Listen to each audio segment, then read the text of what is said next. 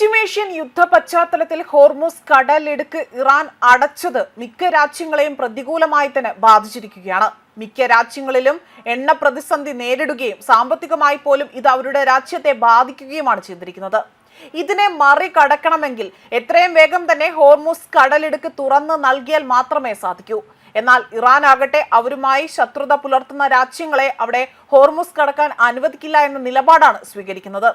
ഇതോടുകൂടി ഇപ്പോൾ പല രാജ്യങ്ങളിലും ഹോർമുസ് തുറക്കുന്നതുമായി ബന്ധപ്പെട്ടുള്ള ചർച്ചകൾ ആരംഭിച്ചിരിക്കുകയാണ് എന്നതാണ് ഇവിടെ വ്യക്തമാകുന്നത്. ഹോർമുസ് കടലിടുക്ക് വീണ്ടും തുറക്കുന്നതിനുള്ള വഴികൾ ചർച്ച ചെയ്യുന്നതിനായി തന്നെ അന്താരാഷ്ട്ര നയതന്ത്ര സമ്മേളനം നടത്താനാണ് ഇപ്പോൾ UK പദ്ധതിയിടുന്നത്.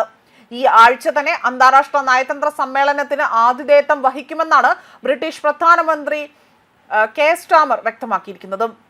സമുദ്ര സുരക്ഷ പുനഃസ്ഥാപിക്കുന്നതിനും പ്രധാന എണ്ണ ഗതാഗത പാതയിലെ തടസ്സങ്ങൾ നീക്കുന്നതിനുമായി 35 രാജ്യങ്ങൾ ഇതിനോടകം തന്നെ പ്രസ്താവനയിൽ ഒപ്പുവച്ചിരിക്കുകയാണ്.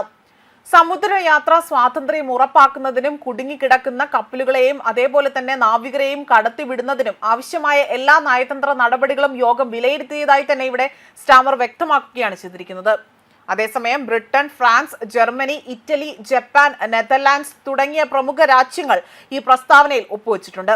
നിലവിലെ യുദ്ധത്തിന്റെ ആഘാതം ഒരു തലമുറയെ തന്നെ ബാധിക്കുന്നുണ്ട് എന്നും 1970കളിലെ ഊർജ്ജ പ്രതിസന്ധിക്ക് സമാനമായ സാഹചര്യമാണ് നിലവിലുള്ളത് എന്നതാണ് ബ്രിട്ടീഷ് പ്രധാനമന്ത്രി ഇപ്പോൾ മുന്നറിയിപ്പ് നൽകിയിരിക്കുന്നത്.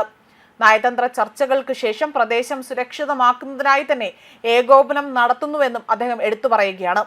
ഇറാനെതിരായ യുദ്ധത്തിൽ അമേരിക്കയെ സഹിക്കാനാകാത്തത് രാജ്യങ്ങൾ കൂടുതലായി തന്നെ വിമർശിച്ചുകൊണ്ട് US പ്രസിഡന്റ് ഡൊണാൾഡ് ട്രംപ് രംഗത്തെത്തിയതിന് പിന്നാലെയാണ് ഇത്തരത്തിലൊരു നീക്കം നടത്തിയിരിക്കുന്നത്. ഇറാനെതിരായ നീക്കങ്ങളിൽ സഹകരിക്കാത്ത രാജ്യങ്ങൾ സ്വന്തം നിലയ്ക്ക് എണ്ണ കണ്ടെത്തണമെന്നതായിരുന്നു ട്രംപ് പരിഹാസം ഉന്നയിച്ചത്. കടലിടുക്ക് തിരിച്ചുപിടിക്കാൻ ബ്രിട്ടനോടും മറ്റ് യൂറോപ്യൻ രാജ്യങ്ങളോടും ആവശ്യപ്പെടുകയാണ് ചെയ്തത്. അതേസമയം ഇറാനെതിരായ US-ഇസ്രായേൽ സംയുക്ത യുദ്ധത്തിൽ ചേരാൻ വിസമ്മതിച്ചതിനെ തുടർന്നുകൊണ്ട് സ്റ്റാമറും ട്രംപും തമ്മിലുള്ള ബന്ധം വഷളാവുകയും ചെയ്തിരുന്നു. US-ഉം UK-യും ദീർഘകാല സഖ്യകക്ഷികളാണ് എന്നും സമ്മർദ്ദങ്ങൾക്ക് വഴങ്ങാതെ തന്നെ ദേശീയ താൽപര്യങ്ങൾ സംരക്ഷിക്കുമെന്നും സ്റ്റാമർ പ്രതികരിക്കുകയാണ് ചെയ്തത്.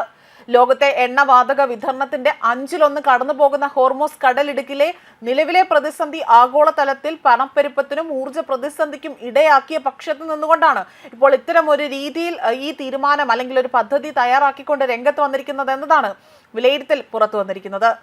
ന്യൂസ് ഡെസ്ക് കർമ്മ ന്യൂസ്.